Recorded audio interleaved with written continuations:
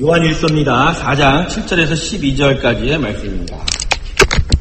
제가 봉독해 드리겠습니다. 사랑하는 자들아, 우리가 서로 사랑하자. 사랑은 하나님께 속한 것이니 사랑하는 자마다 하나님께로 나서 하나님을 알고 사랑하지 아니한 자는 하나님을 알지 못하나니 이는 하나님은 사랑이시라. 하나님의 사랑이 우리에게 이렇게 나타난 바 되었으니 하나님이 자기의 독생자를 세상에 보내시는 저로 말미암아 우리를 살리려 하심이라. 사랑은 여기 있으니 우리가 하나님을 사랑한 것이 아니요 오직 하나님이 우리를 사랑하사 우리 죄를 위하여 화목제로 그 아들을 보내셨습니다. 사랑하는 자들아, 하나님이 이같이 우리를 사랑하셨은즉 우리도 서로 사랑하는 것이 마땅하도다. 어느 때나 하나님을 본 사람이 없으되 만일 우리가 서로 사랑하면 하나님이 우리 안에 거하시고 그의 사랑이 우리 안에 온전히 이루느니라. 아멘. 어게인이라는 주제로 우리가 하나님의 위대한 축복을 함께 좀 살펴보고 있는 가운데 오늘 우리 저녁 시간에는 본어게인의 삶, 그 삶이 얼마나 귀하고 중요한지에 대해서 함께 살펴보았습니다. 오늘 오전에 귀한 시간은 러브어게인입니다. 러브어게인. 이제 어게인의 축복으로 우리가 십자가의 구원을 얻게 되는데, 그래서 본어게인, 다시 태어나다, 하늘로부터 정말로 새롭게 태어난 그러한 인생이 되면 무엇보다도 참된 사랑이 우리 안에서 나타나게 된다. 그래서 러브어게인이다.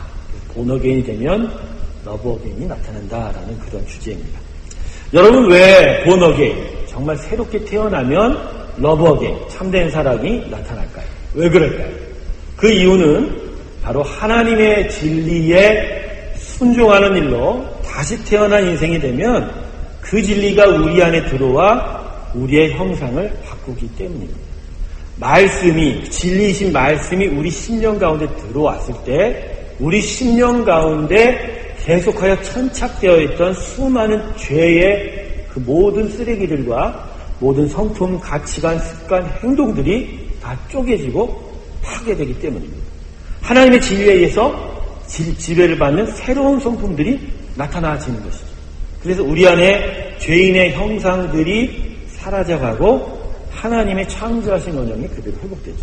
근데 중요한 건 하나님의 진리 중에 가장 한마디로 요약해서 가장 중요한 진리는 사랑이라고 말씀할 수 있는데, 십자가의 아들을 주기까지 보여주신 그 사랑, 그 하나님의 진리 중에 진리인 그 사랑이 우리 안에 모든 죄된 형상이 물러갈 때 우리 안에 새로운 형상 안에 가장 중심되는 주제로 자리 잡게 된다는 것이죠. 여러분, 우리가 하나님의 형상으로 지음받았다는 것 중에 가장 중요한 한 가지 모습이 중에 뭐냐면 바로 하나님은 사랑이시다라는 것이 바로 우리 안에 들어오게 되는 것이죠. 사랑이신 하나님의 성품이 바로 우리 안에 그대로 들어와 우리도 사랑하신 하나님과 똑같이 사랑할 수 있는 자가 된다라는 것이죠. 할렐루야. 여러분, 하나님의 형상으로 회복되는 것 중에 그 효과의 첫 번째가 바로 우리가 사랑할 수 있는, 하나님처럼 사랑할 수 있는 능력이 들어온다라는 것이죠. 그래서 러브어게인이 된다. 자, 오늘 본문의 말씀을 통해서 이 러브어게인이 우리 삶 속에 어떠한 일들로 구체적으로 나타나는지를 한번 살펴보려고 합니다. 여러분, 7절과 8절이 상반부인데요. 우리 같이 한번 읽어볼까요? 7절, 본문 7절과 8절 자막을 통해서 같이 한번 읽어보겠습니다. 시작! 사랑하는 자들아, 우리가 서로 사랑하자.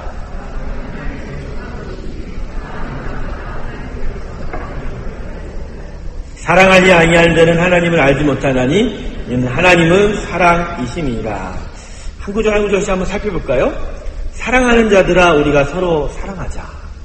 이렇게 들리죠. 구원받은 우리에게 이제 참된 사랑이 다시 나타나야 된다. 사랑은 하나님께 속한 것이니, 자, 그렇지만 우리 스스로가 사랑할 수 없는 것은, 사랑은, 본시 참된 사랑은 오직 하나님께로 있다라는 것이죠. 사랑하는 자마다 하나님께로 나서 하나님을 알고, 그래서 하나님께로부터 시작되어 다시 태어난 인생, 본어게인의 중생의 인생이 되어야 참된 사랑, 러브어게인, 참된 사랑을 할 수 있게 된다.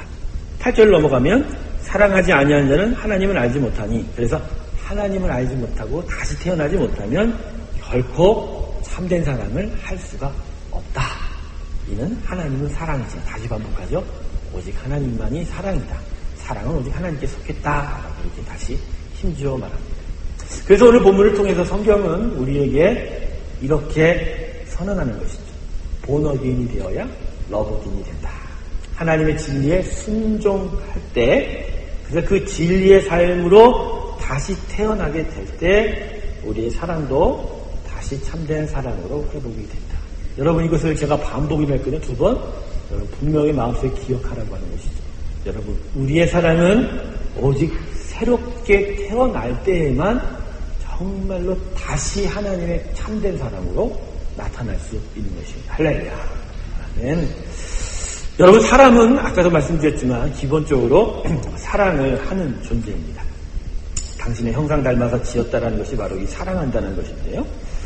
창세기를 보면요, 하나님이 하와를 지으신 그 장면에서 정말 이런 말씀을 주셨어요.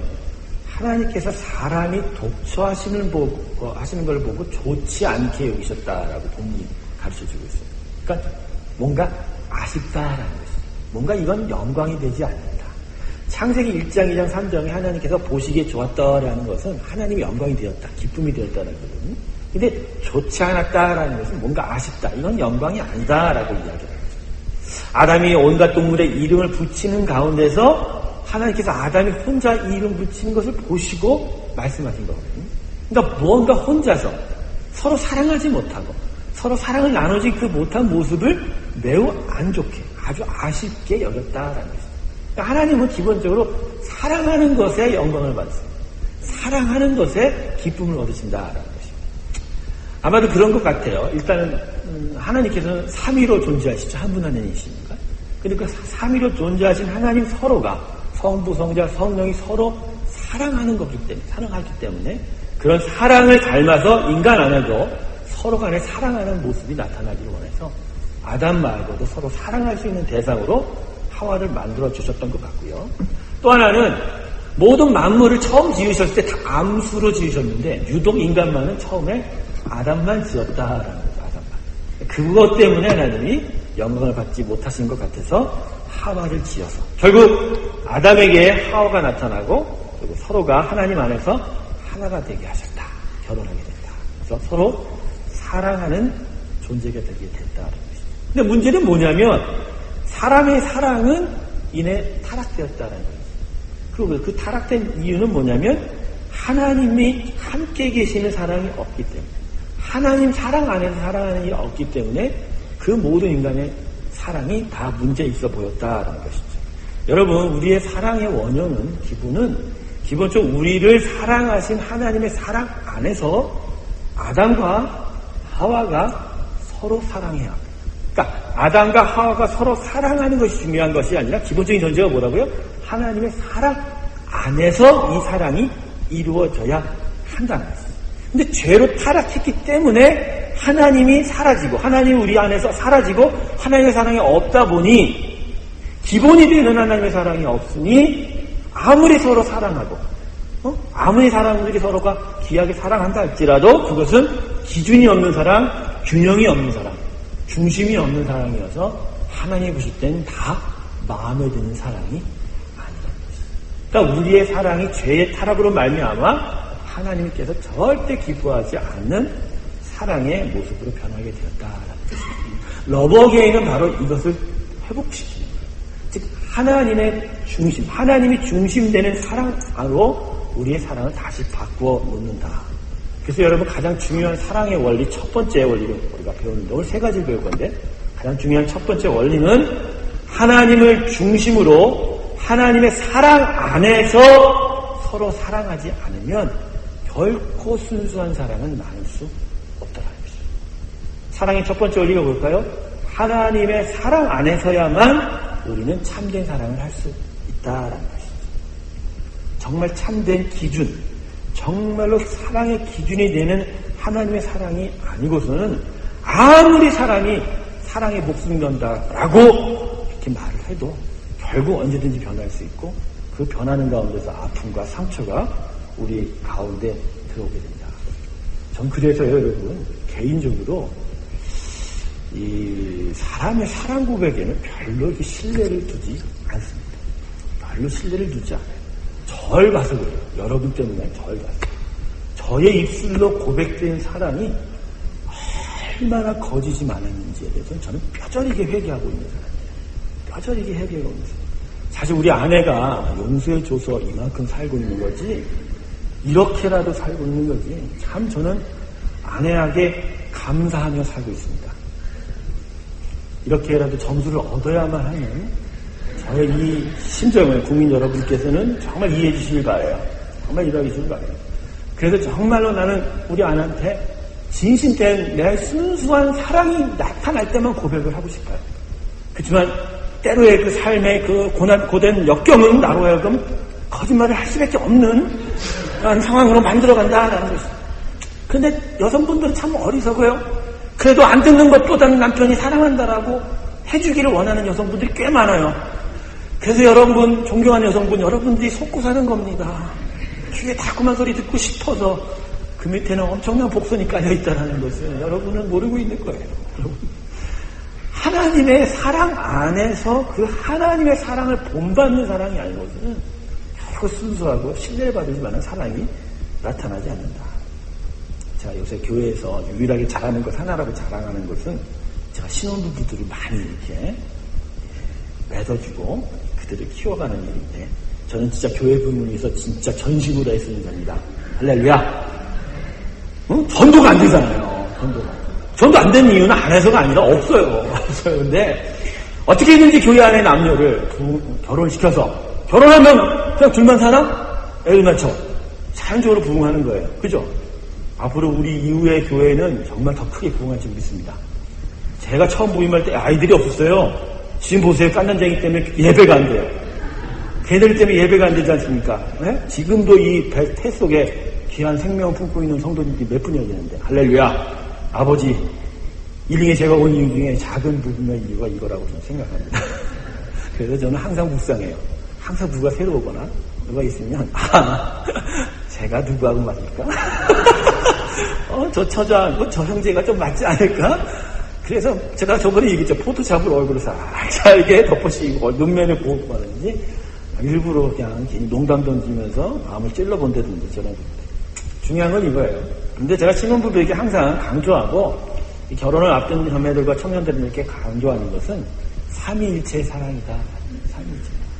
즉 하나님이 중심에 서 있어서 그 하나님과 함께하는 사랑으로 사랑하지 않으면 결코 남녀 간의 사랑은 완전해질 수 없다. 완전해질 수 없다. 오히려 그 사랑 때문에 더 상처받고 아픔을 겪을 수가 있다라고 이야기합니다. 특별히 부부의 사랑이 있어서 그래요. 부부의 사랑이 완전하려면 그 부부 사이에 하나님이 중심에 서 있어야 된다. 그리고 서로가 사랑하기 이전에 각자가 하나님에 대해서 사랑하게 되면 그거에 따라서 부부의 사랑도 완성되어 간다. 칠판이 없어서 그런데 이게 다 삼각형의 원리지 않습니까? 삼각형의 원리. 하나님과 우리의 사랑은 실선이에요. 그러니까 우리와 아내, 남편과 아내의 사랑은 점선이에요. 왜 점선일까요? 완전하지 않으니까.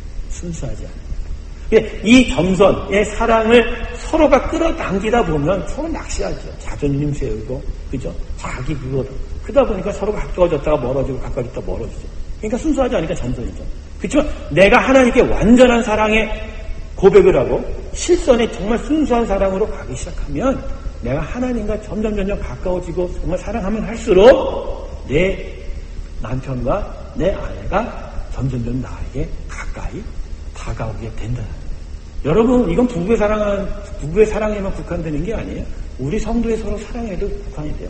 내가 저 사람을 사랑하고 싶고 내가 저 사람과 정말 예수 그리스도의 놀라운 사랑을 나누고 싶다고 생각하면요, 그 사람부터 사랑하지 마세요. 그와 내 사이에 뭐가 세워지기를 하나님이 세워줘요. 하나님의 사랑이 나타나기를 기도하셔야 돼요. 그래서 내가 정말 하나님을 사랑하는 마음으로, 그래서 여러분 기도를 통해서 사랑이 나타나요. 기도를 통해서 내가 정말 하나님께 용서를 구하고 하나님께 정말 미움을 정말 털어버리고 정말 하나님께 내가 사랑하겠다는 고백이 나타날 때마다 그런 기도를 통해서, 그런 기도의 사랑을 통해서 내가 상대방에게 가까이 갈 수 있고 그리고 내 마음에 품을 수 있게 된다라는 것입니다. 하나님이 없는 사랑은 신기루와 같습니다. 마치 있는 것 같이 보이고 정말 아름답게 보이는 것 같지만 그냥 가까이 가보면 아무것도 없는 nothing. 하나님 없는 사랑은 바로 그렇다는 것입니다. 부부의 사랑. 제 얘기를 조금 하려고 하는데, 제가 좀 아내 자랑을 좀 해도 되겠습니까? 이래야 돼요. 하고 싶어요. 왜냐면 살고 싶어요. 제가 처음에 예수를 안 믿었어요. 안 믿었어요. 얼마나 제가 이방 우상에 빠져있던 자리에. 그게 불교 절에 다니고, 저 혼자 뭐 전 보고, 저 혼자 육감 들고 막 그러고, 제가 주역 들고면서 산까지 넣고, 젓가락 던지면서 앞뒤로 해갖고, 괴만 치고, 저 혼자 그랬던 사람이었어요. 그래서 정말 보라는 책을 안 보고 몇몇 점책 갖다 놓고 보았던 그런 사람인데, 제가 저 분을 만나고 나서 확 마음이 들어갔어요. 첫날 그렇게 이쁘다는 생각은 안 했어요. 그냥, 괜찮다? 근데 집에 오니까 아른아른 걸어두더라고요. 그래서 이제 제가 마음이 쏟아지기 시작했는데, 저 사람이. 근데 제가 이제 나이가 차서 만났으니까 결혼을 해야 되는데, 결혼 조건으로 교회 안 다니면, 예수 안 믿으면 절대, 결혼 못 하겠다. 그래서 중간에 한 6개월 동안 헤어졌지 않습니까? 정말 독하더라고요, 저희도. 정말 독하더라고요. 정말 나같이 허우대 멀쩡하고 잘생긴 사람을 놓고도 예수 따라가겠다 할 때, 난 정말 할 말을 잃었어요, 정말 난 거기서 인생의 바닥을 쳤어요, 이미. 이 아무 소용이 없구나. 하여간, 내가 일단 교회를 가겠다라고 결정을 했죠. 저한테는 아주 정말 심각한 도전이었어요. 우리 어머니 아버지가 정말 그 다니던 저와 반대하는 내가 교회를 다니겠다는 것은 내가 정말 내 아버지하고 어머니하고 싸우겠다는 거예요. 근데 내가 결정을 내렸어요. 내가 교회 다니겠다. 그 교회 다니는 증거들을 내가 보여주기 시작했죠. 그래서 같이 연애하면서 이제 저 사람 따라서. 전 데이트라는 것이 이거예요. 저 사람 따라 주일 예배 드리고, 그 성가대 연습을 하고 밥을 먹으면서, 그 저녁 예배를 드리고, 저녁 예배를 드리신 저분을 집에 모시고 가는 것이 저의 데이트의 전부였습니다. 억장이 무너지네. 나는 정말 어디를 가본 적이 없어요, 저 사람들이고. 놀러 가본 적이 없어요. 난 정말. 근데 하여간 결혼을 했어요. 어떻게든지. 이게 성공한 거잖아요. 그죠? 드디어 내 안에서 악마적인 본성이 슬슬 드러나기 시작하죠. 이제 목적을 이루었으니. 이제 다 들어왔잖아. 끝났지, 이제. 내가 이제 안 가면 되는 거 아니에요. 슬슬 교회를 안 가기 시작을 하려고 그러는데, 주일날 아침에만 일어나면 그 잠자리에서 어떻게든지 안 가려고 하는 이유가 내 머릿속을 완전히 지배하기 시작합니다. 아프다고 해볼까? 무슨 일 있다고 해볼까? 정말로 해볼까? 하여간 막 교회를 안 가려고 정말 나도 완전 사탄에 씌인 것 같아요. 어떻게든지 안 가려고 했는데 진짜 독하더라고요. 나 저랬으면 정말 결혼 안 했어요. 저 독한 성격. 여러분, 일정 정도의 평균 미모 이상은 대부분 독합니다. 접근하지 마세요. 우리 청년들한테 얘기하지만 절대 이쁜 거 따라가지 마세요. 독해요, 여러분. 독한 거에 여러분 힘들어할 겁니다. 나하고 주일 아침에 싸우죠. 싸우는데. 딱 시간이 되면 싸우는 거 딱 멈추고 딱 가방 챙기고 쭉 가요. 나 밥은 나 어떻게 하라고? 알아서 해? 딱 갔다 와요. 기가 막히더라고요. 근데 그때 깨달았어요. 몇 번은 당하고 또 몇 번은 당하고. 이 사람에게는 하나님이 나보다 먼저다. 이 사람은 하나님이 나보다 먼저. 도대체가 건드릴 수가 없구나. 그래서 그때부터 제가 아내의 하나님을 인정하셨어요. 아내의 살아계신 하나님을 인정하셨어요. 근데 제 아내가 저보다 하나님을 더 사랑한 그 사람이 결국 역사하죠. 사랑하면서 교회에서 저를 위해서 기도하는 그 역사가 결국 하나님이 저를 바꾸더라고요. 완전히 바꿔서 결국 오히려 나중에 저 사람이 오히려 하나님 앞에 땡깡을 부리는 역사가 나타나지 않습니까? 단 2년 만에 신학교를 가 목사를 안수를 받는데 저 사람은 제가 원하였던 것은 목사가 아니었어요. 제가 원했던 건 정말로 잘 돈을 버는 정말 건실한 정말 신앙인이었습니다. 아버지 어찌 이럴 수 있습니까? 제가 그때 그랬죠. 닭젖던 게 지붕 쳐다본다. 제 아내가 개띠고 제가 닭띠예요, 여러분. 저는 언제나 이길 수밖에 없습니다. 할렐루야. 하나님이 나에게 닭띠를 주신 것이 얼마나 감사하든지. 이게 무슨 말인 줄 아세요, 여러분? 부부 사이에 흔들리지 말란 말이에요. 저 사람 보고서 동정이 가고 저 사람 어떤 상황 속에서 저 사람 동정하면서 이렇게 하나님에 대한 사랑을 먼저 흔들리기 시작하면 부부의 관계가 더 골로 갑니다. 정말로 부부의 사랑이 완벽해지려면 무엇보다도 내가 먼저 하나님을 더 사랑해야 합니다. 할렐루야. 여러분 생각해보세요. 우리의 사랑의 기준이 되고 표본이 되는 게 하나님입니다. 그 하나님의 사랑을 닮아가면서 내가 진실되게 사람을 사랑할 수가 있는 것이거든요. 혹시 이 중에서 여러분 아직도 남편이 말썽을 부리고 아내가 교회를 잘못 나오시는 분이 계십니까? 여러분 이런 사정이라면 그 남편과 그 아내를 먼저 섬기는 것을 먼저 신경 쓰지 마세요. 가장 중요한 건 먼저 우선적으로 내 스스로가 정말 예수 믿는 것, 정말 하나님 사랑하기를 더욱더 굳세게 하십시오. 더욱더 굳세게 하세요. 그래서 내 배우자 남편과 아내에게 나에게 있는 살아계신 하나님이 나에게 가장 우선적이다라는 것을 먼저 증거하셔야 돼요. 그래서 그 하나님을 정말로 사랑하는 마음을 그에게 보여주셔야 된다는 거죠. 그래, 여기서 멈추면 안 돼요. 여기서 멈추면 안 돼요. 그 사랑으로 남편과 배우자를, 아내를 진심으로 사랑하는 진도를 보여주셔야 돼요. 그래서 내가 이 남편과 이 아내를 사랑하는 것이 나의 사랑이 아니라 누구의 사랑? 내가 사랑하는, 내가 섬기는 하나님의 사랑 때문이라는 것을 정말로 말이 아닌 몸의, 인생의 삶의 역사로 그에게 증거해야 되는 거죠. 그렇게 됐을 때 반드시 하나님이 역사하십니다. 할렐루야. 왜냐하면 하나님을 닮아가는 사랑. 하나님을 그대로 닮아가는 사랑이기 때문에 거기서 뒤집어지는 역사가 나타나게 되는 것입니다. 우리 교회의 모든 부부들에게 이 귀한 축복이 있기를 주님을 축원합니다.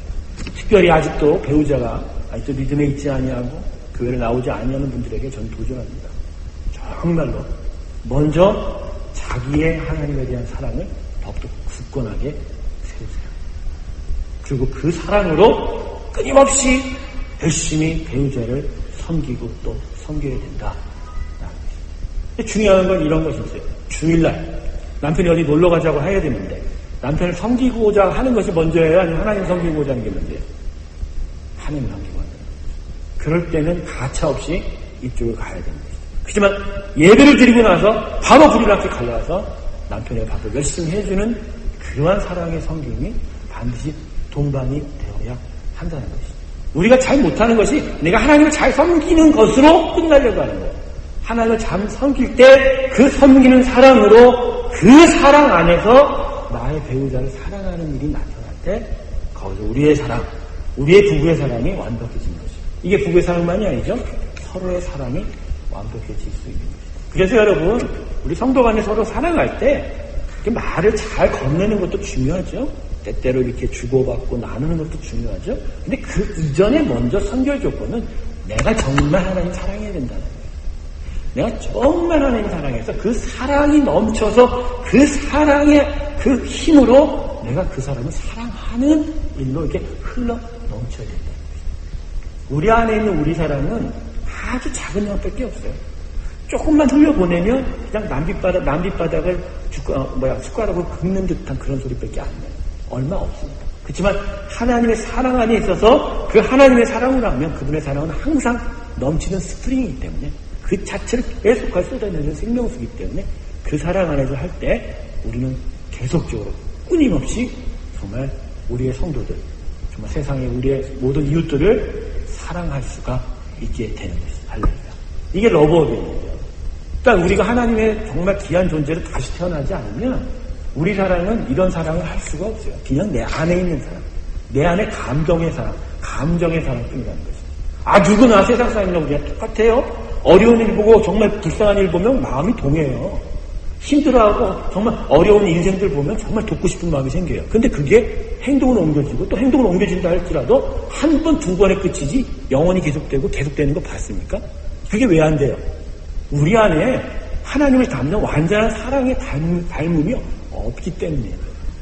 하나님의 사랑을 담는 그 형상이 새롭게 나타나야 본 어게인이 돼야 거기서부터 끊임없이 사랑에 갈 수가 있다는 거죠. 할렐루야. 이 사랑이 이게 중요한 거죠.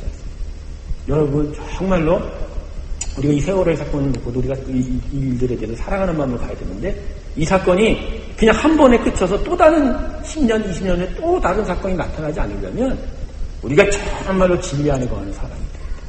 정말 하나님의 사랑을 담는 사랑으로 완전히 변하지 않으면 이런 모든 일에 사랑과 하나님의 긍휼을 드러낼 수가 없다라는 거예요. 제가 북한 성도를 보면서 그런 마음을 참 많이 느꼈어요. 저도 이제 북한 성도를 이 프랑크푸르트에서 비밀리에 만나서 세례를 이미 지나간 일이니까 얘기할 수 있는데 그때 정말 저는 목사의 어떤 사명으로서 갔던 것 같아요. 그러다 보니까 참 어려움을 참 많이 당했어요.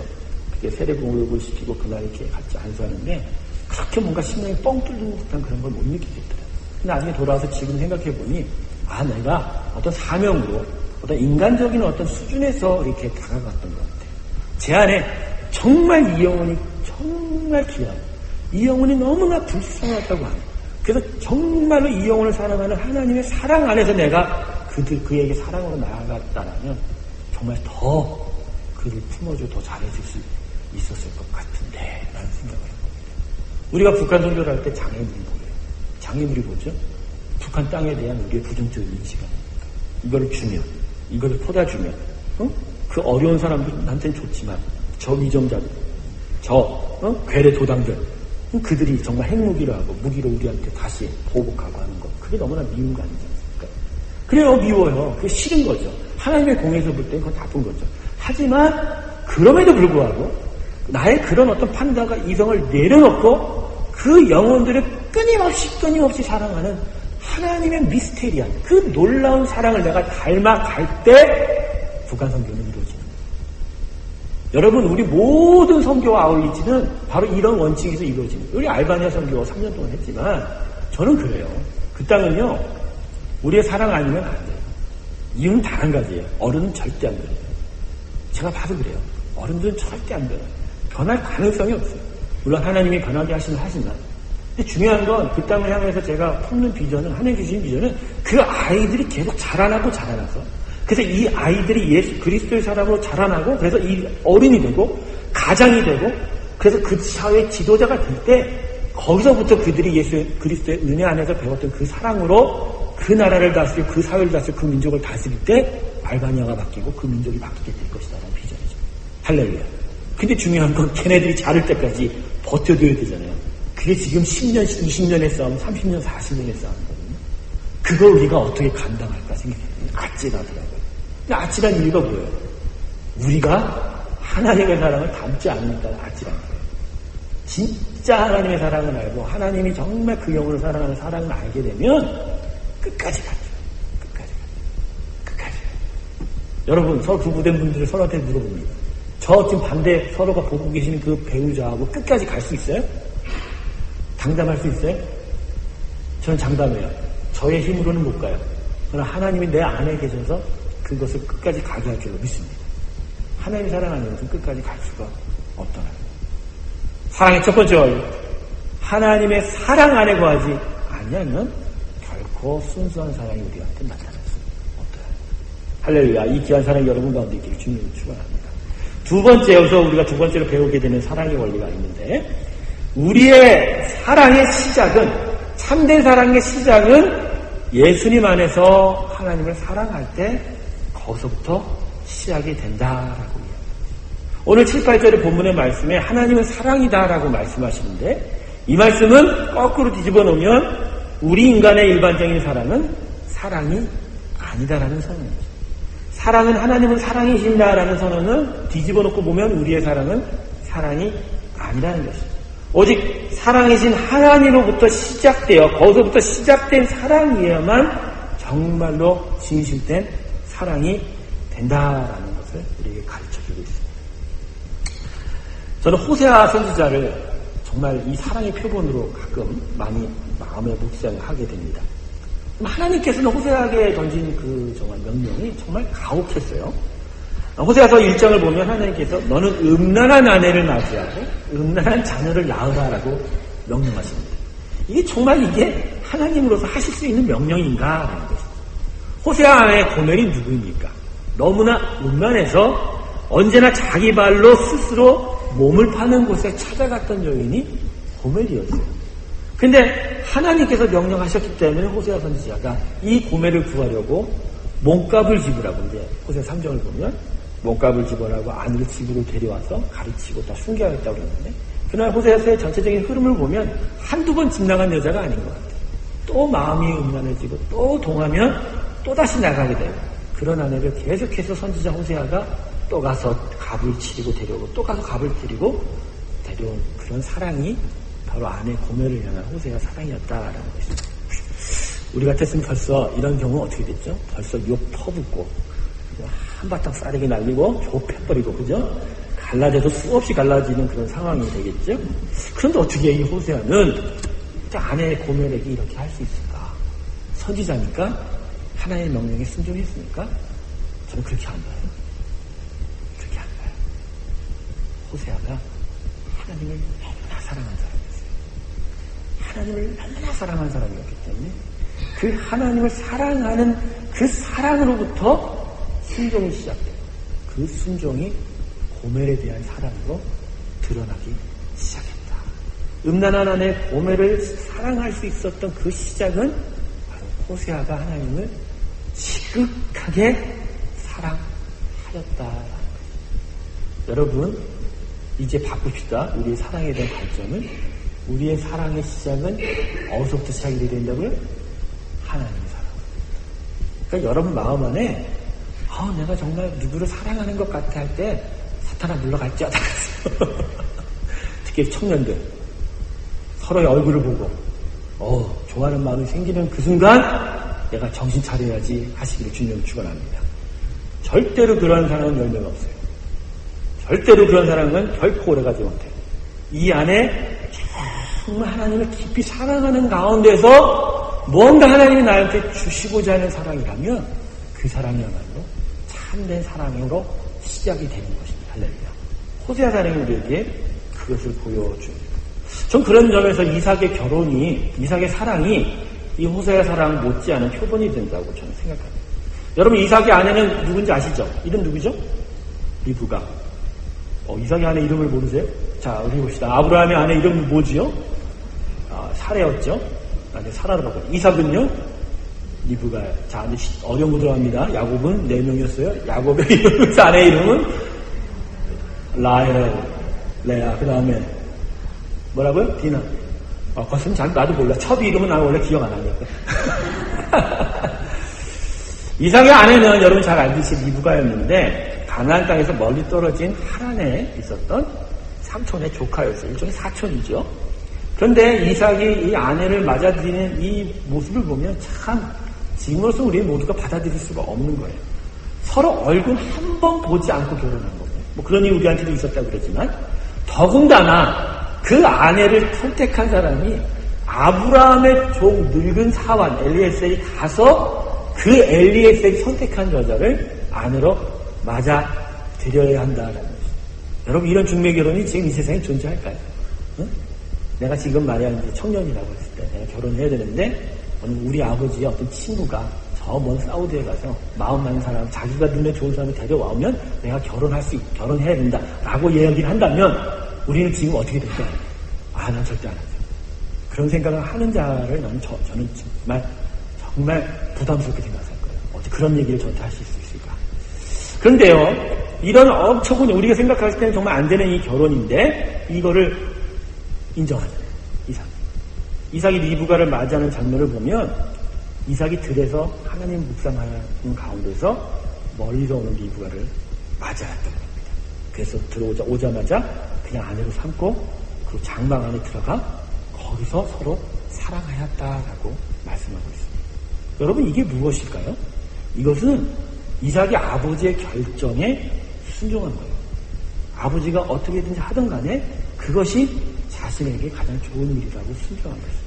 전 들에서 이삭이 묵상하는 모습은 결국 이런 결혼에 대한 자신의 마음을 순종시키는 그런 과정이었다는 생각합니다. 계속 하나님을 묵상하면서 종이 선택을 하는 이런 어처구니 없는 결혼, 아버지의 어떤 그런 고집일 수도 있는 결혼인데 이것이 바로 하나님이 자신을 향한 사랑이라는 것을 깨닫는 그런 과정이었다. 그렇게 하나님 묵상하면서 결국 하나님의 사랑이 자기한테 이런 방식으로 온다는 것을 인정하고 거기에 이삭이 순종하고 더하여 그런 하나님의 사랑 앞에 자신의 사랑을 드렸다라는 것입니다. 그렇게 드리면서 결국 묵상하는 가운데 리브가 왔을 때 그 얼굴을 보고 그의 모든 것을 보고 반대한 것이 아니라 그 아내로 맞이하고 중요한 건 거기서부터 뭐가 시작이 되었다고요? 사랑이 시작되었다. 할렐루야. 우리의 사랑이 이래야 돼요. 우리의 사랑이 이렇게 돼요.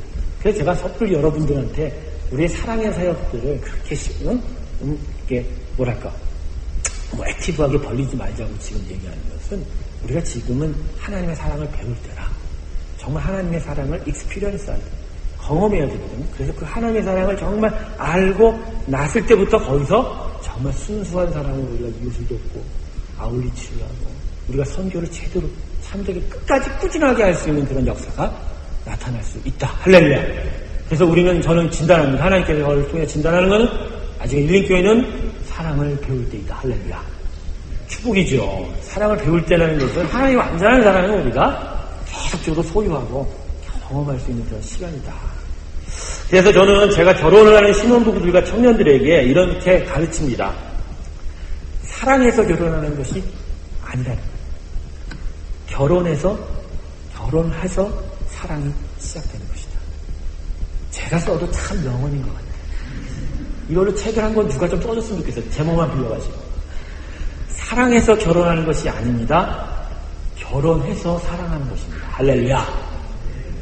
우리의 결혼이 매일 그 집구석에서 지구 청청 받고 저만 이렇게 얘기하는 것 같지만 실상은 다 여러분들이 힘들게 살고 있다는 건 나는 알고 있어요. 항상 우리 목사님만 싸우는 얘기를 해. 저분 이상한 사람 같아.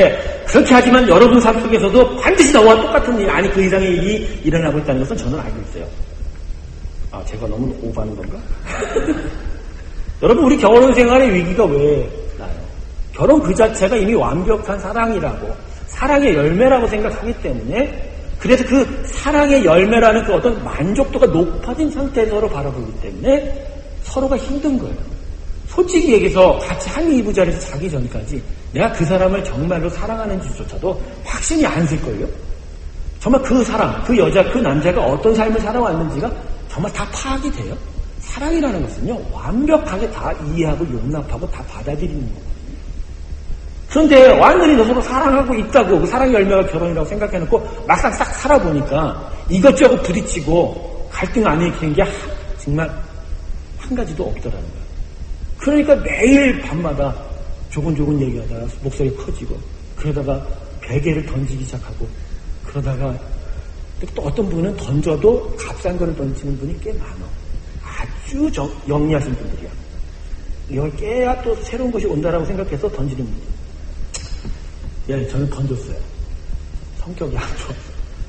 거듭나지 못해서 많이 던졌죠. 그래서 많이 회개하고, 그 때문에 저 자신도 많이 하나님한테 혼나고 그랬었는데, 그것도 저의 어떤 성품을 다스리는 그런 훈련이었던 거예요. 생각해보니 저는 결혼이 우리 사랑의 열매라고 생각했던 것 같아요. 그래서 정말 제 아내에 대한 기대가 너무나 높았어요. 살고 보니까 아니더라고요. 얼마나 낮은 수준이었는지. 아, 나 이걸 끝나고 집에 살아 돌아갈 수 있을지 모르겠어요. 근데 제가 깨달았어요, 나중에 깨달은 게, 결혼은 사랑의 시작이다. 결혼은 사랑의 시작이다. 즉, 하나님이 나에게 진실된 사랑의 대상으로 준 것에 순종할 때, 거기서 완전한 사랑이 천천히 시작되어 나가는 것이다. 그래서 제가 청년들에게 연애할 때 사랑하지를 말라고 하는 거예요. 저 사람의 댐댐이도 불구할 때. 그러나 정말로 기도해라. 저가 나에게 하나님이 허락하신 배필인지를 확인해라. 그러면 둘도 저도 이것저것 조금 따지지 말고 그냥 하라는 거예요. 그럴 때 거기서 귀한 사랑이 나타난다. 할렐루야. 근데 요새 그런 청년들 없죠. 연애하려고 그러죠. 뭔가 이렇게 또 예쁜 거, 뭔가 또 좋은 거, 다양한 거, 이런 거 다 경험해봅니다. 근데요, 여러분, 제가 지나보니까 그 연애 그렇게 해봐야 남는 거 하나 없더만요. 결혼해봐야 아무 소용이 없어요. 저도 연애할 때 우리 아내한테 숱하게 꽃받치고 선물 받치고 했는데 우리 아내 뭐라는 듯이 하나도 받은 적이 없다는 거예요. 하나도 근데 속으로 있어요. 진짜 아무것도 하지 말걸. 그지? 아내도 결혼하는 건데 안 그래요? 정말 나는 손해보고 산 인생이에요. 그죠? 중요한 건 정말 나에게 하나님이 정해주신 배필, 그 사랑의 짝을 찾는 그런 과정이 우리의 연애의 과정이에요. 정말 하나님이 주신 자라고 확신하게 되면, 하나님께 기도하고 확신이 들게 되면 하나님 앞에서 정말 사랑을 시작하겠다라고 선언하고 결혼을 하게 됩니다. 그 결혼이 참된 결혼이 되는 것입니다. 할렐루야. 제가 결혼 얘기만 해서 그렇지만 우리 성도의 삶도 마찬가지입니다. 정말 내가 하나님으로부터 시작된 정말로 하나님이 정말 나한테 사랑하라고 명령하셨으면 그 명령에 따라서 그 사랑을 시작해 가야 된다. 여러분, 우리끼리 서로 갈등하는 이유가 뭐예요? 서로 기대치가 높아서 그렇거든요. 기대치가 높아서. 서로 사람을 볼 때, 특별히 교회 안에서, 저분은 예수님의 사람 아니야. 저분은 정말 예수님의 귀한 사람 아니야. 그러니까 예수님의 귀한 사랑이니까 정말 그 사랑을, 사람을 사랑하는 하나님의 그 사랑을 보고 내가 사랑해야 되는데, 우린 그렇게 안 하고 저분이 예수님의 사람이니까 이 정도로 나를 위해 줄 것이고 이 정도로 나를 섬겨줄 것이라고 기대하고 사랑한다는 거죠. 그게 우리가 잘못됐다는 거예요. 이 사랑의 열매를 맺는 단계에서 사랑을 기대하시면 안 돼요. 우리의 사랑은 항상 예수님의 사랑으로부터 시작하는 것으로부터 나타나야 된다. 할렐루야. 그러니까 서로가 사랑할 때 첫 번째 자세는 하나님의 사랑 안에 있어야 되고, 두 번째 자세는 저 사람에 대한 하나님의 사랑 때문에 내가 저 사람을 사랑한다라는 것부터 시작이 되면, 아무리 저 사람이 못하고 나를 섬기지 않고 나에게 오히려 원수되는 짓을 해도 그냥 사랑하게 되어 있습니다. 할렐루야. 이제 알겠죠? 사랑의 두 번째 원리, 사랑의 기대치를 높이지 마세요. 그냥 하나님의 사랑 안에서 계속적으로 그 바닥부터, 그 시작점부터 출발하는 사랑으로 갈 때 그 완전한 사랑이 나타나게 된다. 이게 러브워크예요. 두 가지 원리를 배웠죠. 첫 번째는 하나님이 사랑의 기준이 되어야 참된 사랑이 나타난다. 두 번째는 하나님의 사랑으로부터 우리의 사랑이 시작이 된다. 다 쓰셨어요? 첫 번째, 하나님이 사랑의 기준이 되어야 참된 사랑이 나타난다. 두 번째, 하나님의 사랑으로부터 우리의 사랑이 시작이 된다. 여러분, 이 두 가지 원리가 결국 어디에 근거를 둡니까? 결국 하나님의 사랑을 내가 진리로 받아들이는 순종의 삶. 본 어게인이 됐을 때, 그래서 그 본 어게인 된 삶 속에서 하나님을 진정하게 사랑할 때, 그 진리가 내 몸에 있을 때, 거기서부터 이 사랑이 시작되고 나타나게 되는 것입니다. 그게 여러분 진짜 본 어게인이 중요해요. 정말 거듭남이 중요해요. 정말 하나님 안에서 그 사랑 안에서 정말 다시 태어나야, 정말 내 삶 속에서 정말 하나님의 사랑이 정말 순수하고 제대로 드러날 수 있게 되는 거예요. 여러분 정말 서로 사랑하고 정말 사랑의 삶으로 여러분의 삶이 충만되기를 원하시죠? 여러분의 삶 가운데 정말 사랑이 가득 차기 원하시지 않으세요? 사실 우리의 행복 가운데 가장 중요한 행복 중의 요소 중에 하나가 뭐냐면 사랑이거든요. 근데 이 사랑을 위해서 하나님이 우리를 위해서 어게인 다시 기회를 주신 것이 우리를 위해서 당신의 아들을 주신 사랑이었다. 그리고 그 사랑 안에서 우리가 거듭 태어날 때 이 사랑이 우리 안에 가장 넘치는 행복감으로 나타나게 된다. 이게 제가 여러분과 나누는 지금 두 가지의 사랑의 원리다. 자, 이제 말이 나왔으니 그렇다면 이렇게 우리가 본 어게인에 있을 때 하나님의 사랑을 만나는데 참된 하나님의 사랑은 과연 무엇인가? 우리가 항상 반복적으로 우리가 항상 알게 되는 일이지만 좀 진부하겠지만 그러나 오늘 9절과 10절의 말씀을 통해서 다시 한번 이 사랑을 한번 살펴보기로 원합니다. 자, 본문 9절과 10절 두 절 말씀 여러분 같이 한번 읽어주실까요? 같이 읽습니다. 시작!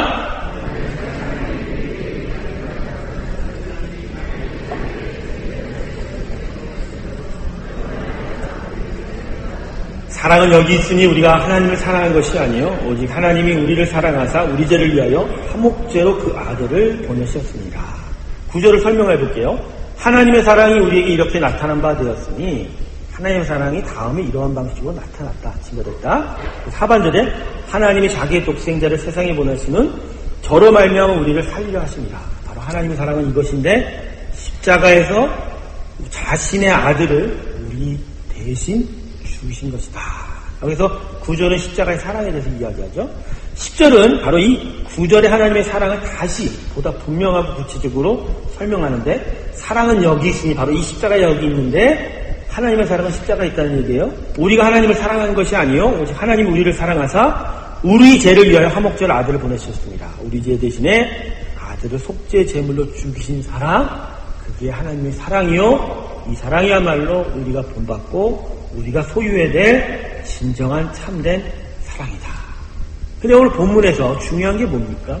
이 하나님의 사랑의 그 성격 자체가 뭐냐는 거예요. 하나님의 사랑은 무엇보다도 역설적인 사랑이다. 나에게 잘해주는 자를 사랑하고 나에게 무엇을 주는 자에게 내가 무엇을 공급하는 그러한 사랑이 아니라 원수를 사랑하는 사랑이다. 하나님의 사랑은 원수를 사랑하는 역설적인 사랑.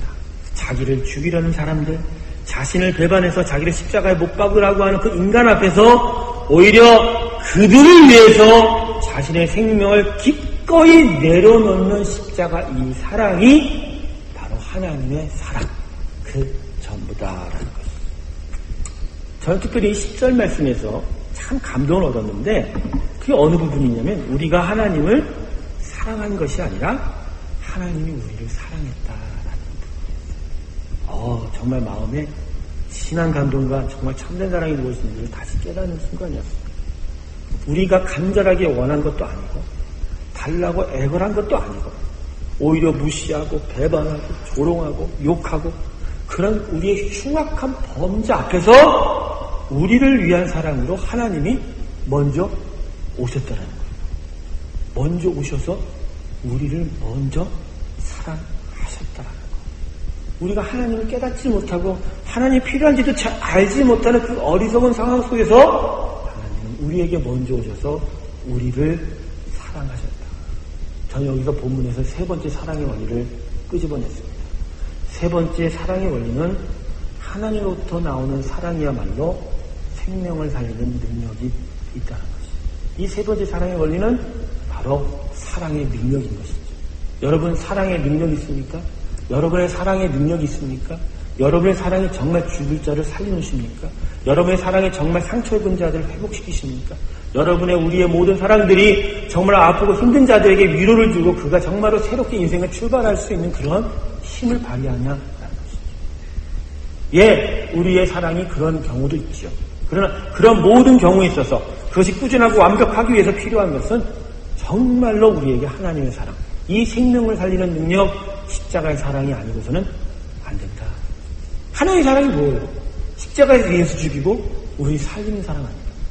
그러니 그 사랑이 우리 안에 있으면 우리가 그 사랑을 사랑하면 내가 사랑하는 것을 통해서 사람이 살아나죠. 죽은 자가 다시 살아나죠. 생명의 역사가 나타나게 되어 있는 것입니다. 결단코 여러분에게 진실로 제가 말씀드리오니 우리가 정말 하나님의 귀한 사랑을 하게 되면 우리의 사랑을 통해서 생명이 살아납니다. 죽은 자가 살아납니다. 할렐루야. 여러분 자녀들을 사랑할 때 바로 이런 사랑이셔야 돼요. 자녀는 여러분에게 맡긴 하나님의 선물입니다. 여러분의 소유는 아니에요. 그들이 장년으로 커갈 때까지 여러분이 맡아서 그 앞으로는 낮지만 소유가 아니라 하나님이 주신 영혼으로서 귀하게 길러야 되는 것이죠. 하지만 거기서 그 아들, 그 딸, 그 자녀들을 귀한 생명의 사람으로 불러내기 위해서 필요한 사랑은 오직 십자가의 사랑이라는 것이죠. 엄마의 사랑이 어떤 사랑이에요? 그 아플 때 그 옆에서 잠 못 자고 그 모든 정성과 애를 쓰면서 그 아이의 아픔을 돌보는 사랑 아닙니까? 이것은 십자가의 사랑이에요. 자기를 죽이고 그죠? 우리를 살리신 그 사랑. 그게 바로 엄마의 사랑, 아버지의 사랑이지 않습니까? 근데 여기 중요한 건 뭐예요? 하나님이 우리를 사랑하실 때 어떤 조건을 걸지 않았다는 거예요. 자기의 소유된 자녀로 삼았지만 이 자녀한테 아무것도 바라지 않고 그냥 난 너희를 사랑한다라고만 십자가에서 보여주셨다는 거예요. 그리고 오히려 그 사랑을 통해서 너희가 나한테 돌아오기를 바라는 그냥 간절한 소망이 있었다는 것이죠. 여러분의 사랑, 그 부모의 사랑 가운데 있어야 될 것은 바로 이거예요. 여러분이 죽으면서 그 아들들이 정말로 귀하게 살아나기를 바라는 십자가의 마음이 있을 때 우리 자녀는 정말로 생명의 자녀가 될 줄 믿습니다. 생명의 자녀가 될 수 있습니다. 제가 만일 여러분들을 영적인 자녀로 삼고 계속해서 말씀을 공급하고 여러분을 가르칠 때 제 안에서 이 십자가의 사랑이 없으면 정말로 여러분 우리에게는 해산의 열매가 없을 것입니다. 없어요. 저는 느껴요. 어떤 날은 그저 그냥 내가 목사로서 이 단에서 설교하는 그런 책임감 때문에 설교하는 날도 있어요. 솔직히 고백합니다. 근데 그렇게 되면 능력이 없더라고요. 심령을 찌르는 은혜는 있을지언정, 성령이 사용하시는 은혜는 있을지언정, 사람을 살리는 데는 못할 것 같아요. 근데 진짜 사람을 살리려면 이 자리에서 십자가의 사랑으로 난 죽어도 좋아. 난 죽어도 좋아. 난 욕먹어도 좋아. 난 너로 진짜 창피를 당해줘. 그러나 오늘 나의 심령을 통해 하나님이 선포하시는 이 말씀이 저 영혼들을 살리고 죽은 자를 저들을 생명으로 이끌어간다면 나는 여한이 없어. 그렇게 고백한 날은요 아무리 제가 말을 더디게 하고 뭘 잘못해서 죽을습니다 할지라도 저는 봅니다. 생명이 살아나는 것을. 할렐루야. 영혼이 솟아나는 것을 봐요. 자라나는 것을 봐요. 할렐루야. 여러분 그런 저를 위해 여러분 기도해 주세요. 최 목사가 정말 십자가의 사랑에서 항상 이 강대상에서 죽는 자가 되기를 정말 기도해 주십시오. 할렐루야. 아멘. 진짜 죽으라고 기도하지 마시고 십자가 죽으라고 기도해 주시기를 바랍니다. 할렐루야. 근데요, 제가 이 부활절 수련회 앞두고 정말 하나님께 고백한 적이 있어요. 너무 설교 준비가 안 돼. 너무 안 돼. 막 생각은 많은데 수많은 책을 갖다 놓고 읽고 또 읽는데 정리가 안 돼요. 근데 하나님께 그냥 밤에 잘 때게 됐어요. 아버지, 정말 내가 죽어야 되나 봅니다. 난 이번에 죽어도 좋으니 한번 어떻게 좀 해봅시다. 하나님. 한번 해봅시다. 근데 지금 하고 있는지 모르겠어요. 하지만 저는 진짜예요. 제가 여기서 어떻게 되든지 간에 제가 어제 기도에 들어가니까 허리가 아프더라고요. 계속 서 있으니까. 또 그럴 거야. 또 몇 시간 서 있다고 또 허리 아프다고 그러는 거야. 생긴 게 그렇게 생긴 걸 어떡해요. 그렇게 연약한 걸. 이 연약한 몸을 붙들고 여기 서 있다라는 거를 은혜로 생각해야지. 할렐루야. 그런데 이게 제 자신이 감당해야 돼. 내가 여기서 감당해야 됩니다. 저는 이 땅에서 죽기를 소망합니다. 어떤 분은 그래요. 그런 말도 하지 말라고. 안 그래요. 난 할 거예요. 나도 죽어야 돼. 새벽닭이 울기 전 주님을 3번이나 부인했던 베드로에게 참 주님이 부담 가시게 부활하시고 나서 갈릴리로 먼저 찾아가셨죠. 그 사건을 여러분 기억을 하십니까? 먼저 아무 말씀도 안 하시고 떡과 생선을 먹여주셨습니다. 베드로 형님의 입장에서 보면 정말 힘들었을 거예요. 아무 말도 안 하시고 떡을 쥐고 생선을 주고, 만약 한국 사람이었으면 정말 내가 미웠나? 미운 사람에게 떡 하나 더 주게? 응?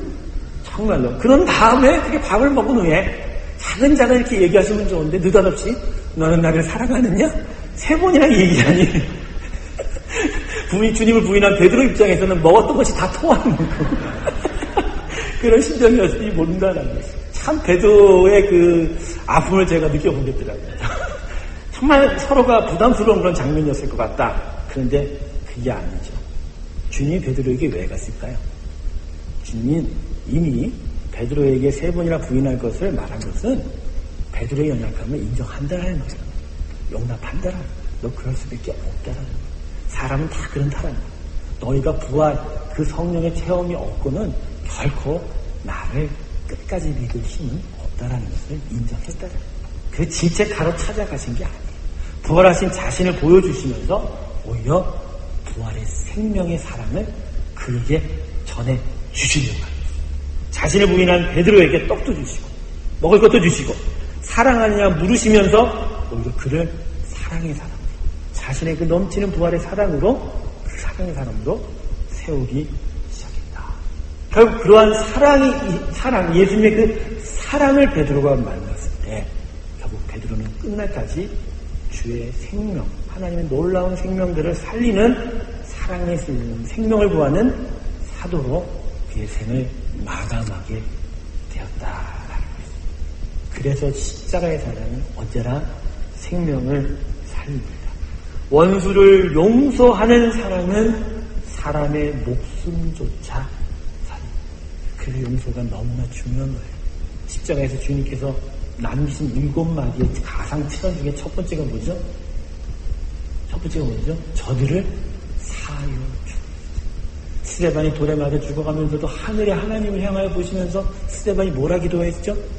저들을 사하여 주옵소서. 용서하면 삽니다. 용서하면 자기만 사는 것이 아니라 모든 죽어가는 사람을 살릴 수 있다. 권면합니다. 축복합니다. 모든 일에 용서로 임하시기 주님 축원합니다. 오늘 이 시간 혹시나 마음에 정말 용서하지 못하고 정말 미움이 막혀있는 그런 일들이 있고 그런 사람들이 있고 그런 대상이 있다면 오늘 십자가의 사랑에 순종하여 용서하십시오. 아무 조건 없이 용서하세요. 그냥 다 털어내세요. 용서하세요.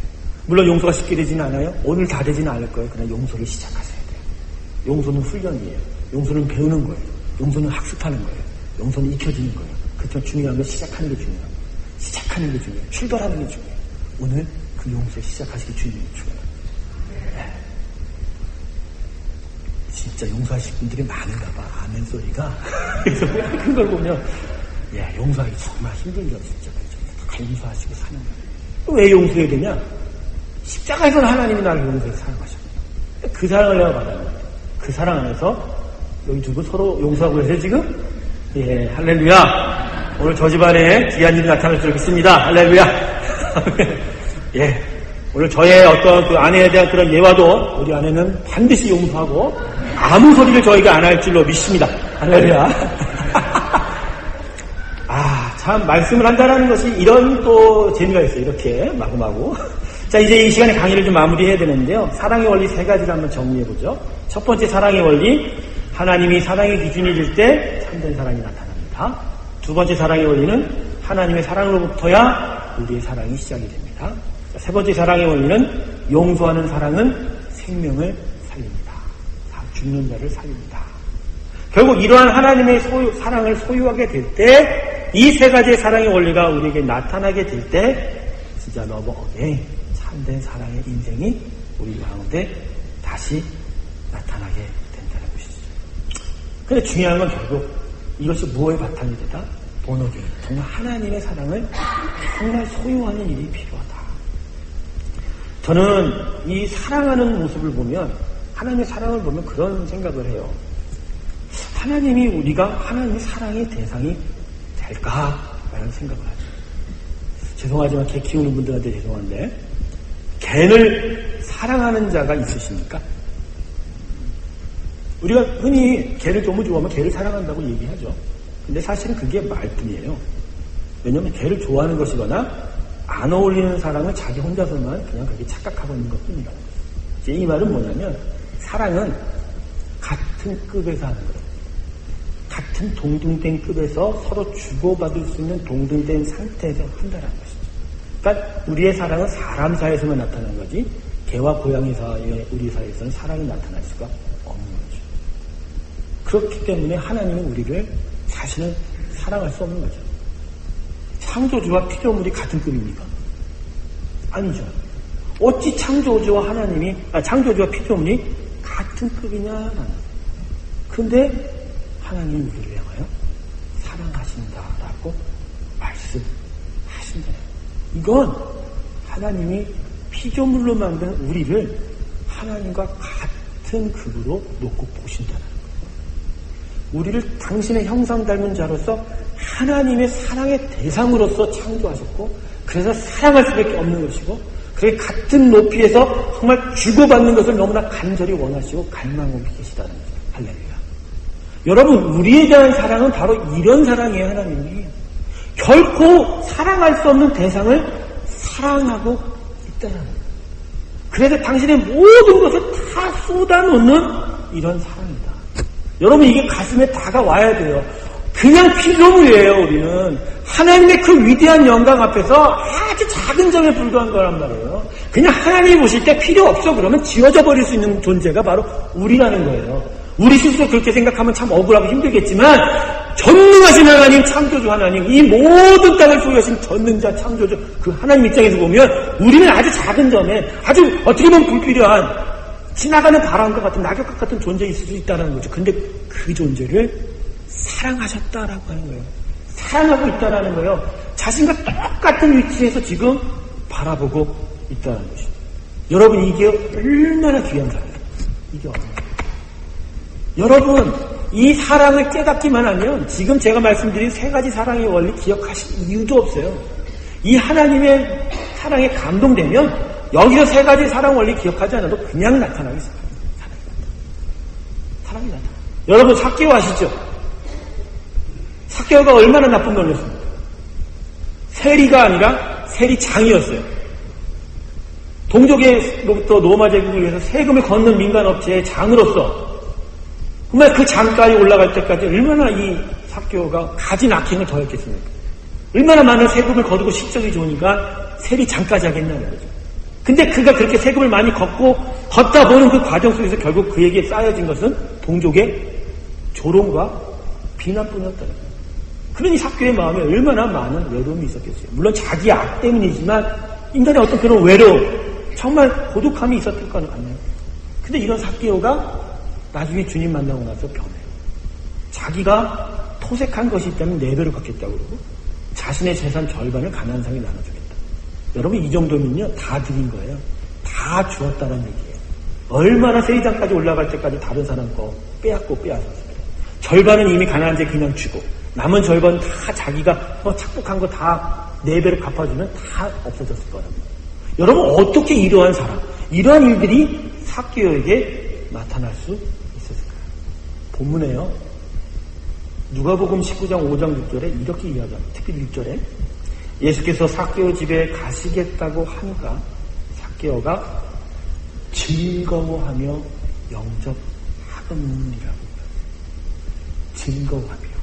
개역 3번 여기는 기뻐하며. 즉 하나님이 자신의 집으로 오는, 자신의 인생으로 들어오는 것에 대한 놀라운 기쁨, 그 감동, 그리고 하룻밤 사이에 그 주님과 함께 동침하고 함께 친밀한 그 대화를 나누면서 찾아온 그 예수님의 사랑에 너무나 감격했기 때문에 거기서 그 다음날 그는 스스로가 주님이 시킨 것도 아니에요. 다 주겠다. 다 내려놓겠다. 이제까지 가장 중요한 걸로 자기가 여기서 그렇게 모으고 모았던 자신의 돈인데 재산인데 그냥 필요 없다라고 다 주겠다라고 이야기해요. 왜? 하나님의 사랑이 가슴에 들어오니 다른 것에 배부를 수가 없었던 그 갈망했던 가슴에 하나님의 사랑, 그 놀라운 사랑, 창조주의 사랑, 전능자의 사랑이 들어오니까 그의 인생에 그 어떤 것도 배고픈 것이 없어진 거예요. 할렐루야. 여러분 이 사랑을 만나셔야 돼요. 십자가의 이 사랑을 만나셔야 돼요. 이 피조물 벌레 같은 인생에 들어오시는 하나님의 사랑을 만나셔야 돼요. 그 하나님의 사랑에 감동이 되어야 돼요. 거기서 감동이 되어야 거기서부터 위대한 하나님의 사랑이 다시 시작이 되는 것이 맞아요. 예수 믿는 사람이라는 건 결국 이런 사람이에요. 본어게인 된 사람이라는 건 결국 이런 사람이에요. 이 하나님의 사랑에 감동돼서 이 사랑으로 인하여 내 자신이 바뀌어지고 그래서 이 모든 일에 대해서 하나님의 사랑을 드러내는 자로서 자신의 인생을 다 드려도 전혀 아까울 게 없는 그런 삶. 그게 바로 우리 안에 러브어게인, 정말로 본어게인이 러브어게인이 되는 위대한 하나님의 축복이 나타나는 것이다. 사랑받는 것에 관심 두지 마세요. 십자가는 이미 우리를 향한 하나님의 놀라운 사랑입니다. 할렐루야. 십자가를 묵상하면 묵상할수록 하나님의 사랑은 눈덩이처럼 커져요. 엄청난 크기로 우리 안에 다가와요. 우리 심령이 정말 우리를 배부르게 한단 말이에요. 그렇게 배부른 사랑이 있으면 아무것도 걱정이 안 되고 아무것도 어떤 것도 배고파하지 않는다. 다 내려놔도 아무 상관이 없다. 저는 여러분이 저와 함께 정말 저도 여러분과 함께 이 귀한 사랑에 빠져들기 원합니다. 우리가 비록 삭개오 같지만 정말 주님이 내 안에 들어오심에 정말 감동하며 즐거워하며 기뻐하며 그 사랑으로 살아가는 그런 사랑의 일들이 우리 가운데 가득 넘치기를 원합니다. 저는 여러분에게 도전해요. 정말 하나님을 사랑하는 본어이긴 한 인생이라고 여러분 고백하신다면 이제 러브어게인 하세요. 정말 십자가의 사랑을 다시 한번 마음을 크게 받아들이시고 정말 감동을 얻으셔서 정말 매일매일 매 순간 그 모든 것을 다 버릴지언정 이 하나님의 사랑으로 기뻐하는 인생 되시 주님을 축원합니다. 그렇기 때문에 매일마다 아버지 사랑 내가 노래해. 아버지 사랑 내가 노래해. 찬양해. 이렇게 아버지 사랑을 매일 묵상하고 묵상하는 가운데 여러분 안에 러브어게인의 인생이 나타나주고 있습니다. 이제 우리 마무리 질 때 이 찬양 같이 불렀으면 하는데요.